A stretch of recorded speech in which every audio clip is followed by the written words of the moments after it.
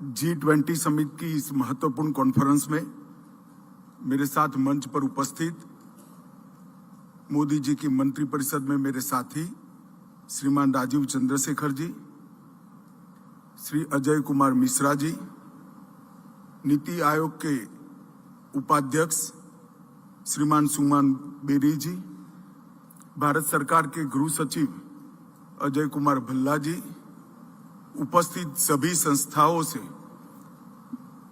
मंच पर उपस्थित सभी महानुभाव, आज के सम्मेलन में देश भर से दुनिया भर से आए हुए प्रतिष्ठित प्रतिनिधियों, सम्मानित अतिथियों, आप सभी को नमस्कार।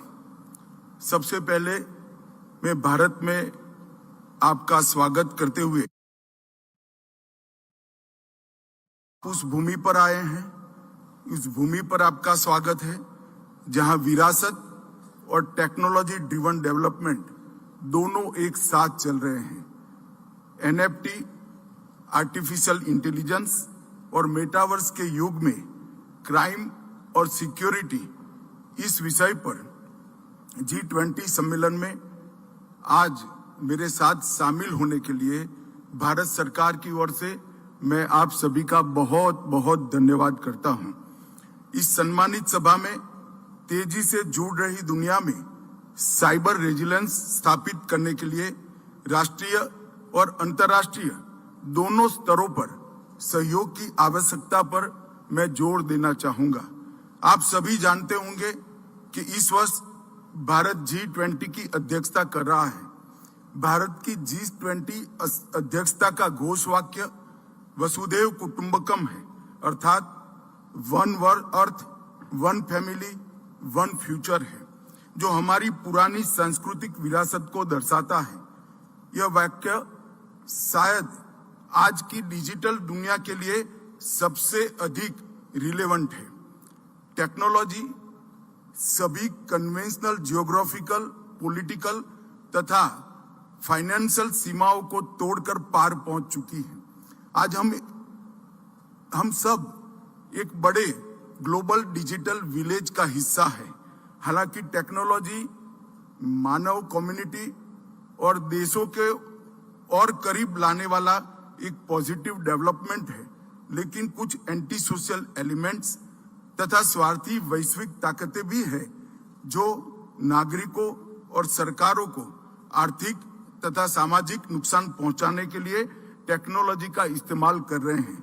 इसलिए यह सम्मेलन अधिक महत्वपूर्ण हो जाता है, क्योंकि यह डिजिटल दुनिया को सभी के लिए सुरक्षित बनाने के कोऑर्डिनेटेड एक्शन की दिशा में एक महत्वपूर्ण वैश्विक पहल हो सकता है। प्रधानमंत्री नरेंद्र मोदी जी का मानना है, साइबर सुरक्षा अब केवल डिजिटल दुनिया तक ही सीमित नहीं है, यह राष्ट्रीय सुरक्षा और वैश्विक सुरक्षा का मामला बन गया है। प्रधानमंत्री मोदी जी ने टेक्नोलॉजी के ह्यूमन एस्पेक्ट पर जोर दिया है। उन्होंने टेक्नोलॉजी के उपयोग में कंपैशन और सेंसिटिविटी सुनिश्चित करने के लिए इंटरनेट ऑफ थिंग्स को इमोशंस ऑफ थिंग के साथ जोड़कर आगे बढ़ाया है। मोदी जी के नेतृत्व में भारत जमीनी स्तर पर उभरती टेक्नोलॉजी को अपनाने में अग्रणी रहा है। हमारा उद्देश्य है समाज के सभी वर्गों के लिए आधुनिक टेक्नोलॉजी को अधिक सुलभ और अधिक किफायती बनाना है। इस क्षेत्र में भारत ने कई उपलब्धियां हासिल की है। आज 840 मिलियन भारतीयों की ऑनलाइन मौजूदगी है, जो बहुत बड़ा गर्व का विषय भारत के लिए है। और मैं आपको बताना चाहूंगा कि 2025 तक और 400 मिलियन भारतीय डिजिटल दुनिया में प्रवेश करेंगे।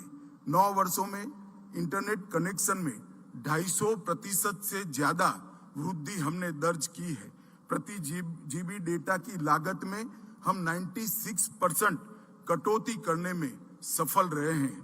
प्रधानमंत्री जन धन योजना के तहत हमने 5 ही साल में 500 मिलियन नए बैंक अकाउंट खोले हैं और 303 मिलियन रुपए डेबिट कार्ड वितरित किए हैं।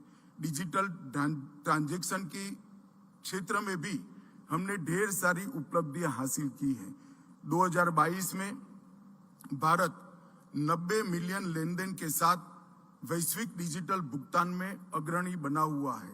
अब तक भारत में यूपीआई ट्रांजैक्शन 35 ट्रिलियन रुपये पार कर गया है। वैश्विक डिजिटल भुगतान का 46% भारत में है। 2017-18 से लेन देन की मात्रा में आज हमने 50% से ज्यादा बढ़ोतरी की है। जनधन आधार मोबाइल से डायरेक्ट बेनिफिट ट्रांसफर हो रहा है। 1.38 बिलियन आधार डिजिटल आइडेंटिटी हमने जनरेट कर चुके हैं। 52 मंत्रालय और 300 से अधिक योजनाओं को इसमें कवर कर लिया गया है। 300 मिलियन रुपए की राशि सीधी बैंक खातों में ट्रांसफर हो रही है। डिजी लॉकर में लगभग 6 बिलियन डॉक्यूमेंट स्टोर्ड है। कोविन ऐप के माध्यम से हमने 2.2 बिलियन कोविड वैक्सीनेशन सफलता के साथ पार किया है। भारत नेट के तहत 600,000 किलोमीटर की ऑप्टिकल फाइबर केबल बिछाई जा चुकी है और ये गति अभी आगे जारी है।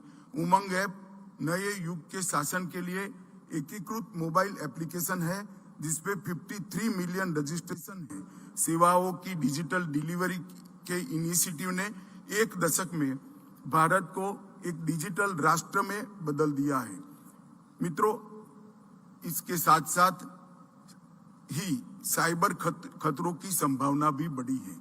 इंटरपोल की वर्ष 2022 की ग्लोबल ट्रेड समरी रिपोर्ट के अनुसार रैंसमवेयर, फिशिंग, ऑनलाइन घोटाले, ऑनलाइन बाल यौन शोषण और हैकिंग जैसे साइबर अपराध की कुछ प्रवृत्तियां विश्व भर में गंभीर खतरा पैदा कर चुकी है।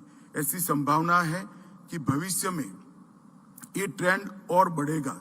इस कॉन्टेक्स्ट में यह सम्मेलन G20 प्रेसिडेंसी की एक नई और अनूठी पहल है।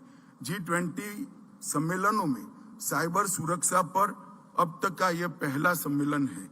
G20 ने अब तक आर्थिक दृष्टिकोण से डिजिटल परिवर्तन और डेटा फ्लो पर ध्यान केंद्रित किया है, लेकिन क्राइम और सिक्योरिटी एस्पेक्ट को समझना और उसका समाधान निकलना बेहद आवश्यक है। इसलिए मैं समझता हूं कि सम्मेलन बहुत महत्वपूर्ण है।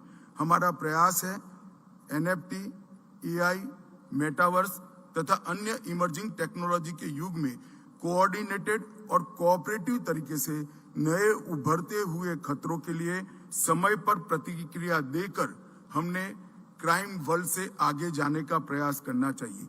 G20 के मंच पर साइबर सिक्योरिटी पर अधिक ध्यान दिए जाने से अहम इंफॉर्मेशन इंफ्रास्ट्रक्चर और डिजिटल पब्लिक प्लेटफॉर्मों की सुरक्षा और संपूर्णता सुनिश्चित करने में सकारात्मक योगदान हमें प्राप्त हो सकता है। G20 के मंच पर साइबर सिक्योरिटी और साइबर क्राइम पर विचार विमर्श करने के लिए इंटेलिजेंस और इंफॉर्मेशन शेयरिंग नेटवर्क के विकास में मदद मिलेगी और इस क्षेत्र में ग्लोबल कोऑपरेशन को बल मिलेगा। इस सम्मेलन का उद्देश्य डिजिटल पब्लिक गुड्स और डिजिटल पब्लिक इंफ्रास्ट्रक्चर को सशक्त और सुरक्षित बनाने और टेक्नोलॉजी की शक्ति का बेहतर उपयोग करने के लिए एक सुरक्षित और सक्षम अंतर्राष्ट्रीय ढांचे को बढ़ावा देना है। मुझे विश्वास है कि 2 दिन की इस कॉन्फ्रेंस के 6 सत्रों में internet governance, digital public infrastructure की सुरक्षा, डिजिटल ऑनरशिप के संबंधित लीगल और रेगुलेटरी इश्यूज, AI का